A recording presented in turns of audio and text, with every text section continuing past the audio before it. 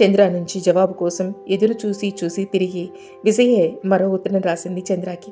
సత్యరాజు ఈ రకమైన ఏర్పాటు చేయగలని ఏమాత్రం ఊహించినా కథ మరోలా ఉండేది. అది తెలియని విజయ మళ్ళీ మళ్ళీ మళ్ళీ మళ్ళీ ఉత్తరాలు రాస్తూనే ఉంది. చంద్ర, నా ఉత్తరాలు అందలేదా? అందినా జవాబు రాయకూడదనుకున్నావా?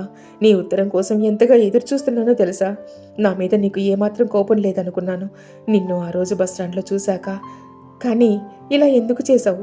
పోనీ తిరిగి ఇంటికి వచ్చేయినా? నువ్వు ఇంటికి రమ్మంటే వచ్చేస్తాను చంద్ర. ఈ మౌనం నాకు పిచ్చెక్కిస్తోంది తెలుసా?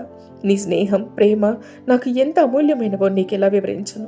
అయితే ఎందుకు వెళ్ళిపోయావని ప్రశ్నిస్తావేమో. ఏం చేయను? నీకున్న మనసులో వెయ్యో వంతు ఆ రాతి గుండె మామయ్యకుంటే ఎంత బాగుండును.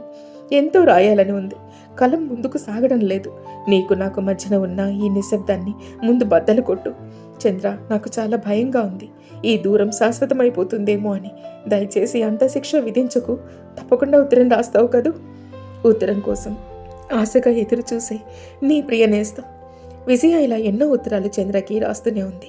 తన చదువు గురించి వివరాలు తెలియజేస్తూ ఎప్పటికప్పుడు లచ్చిరాజు గారికి కూడా చంద్రతో పాటు ఉత్తరాలు రాసింది.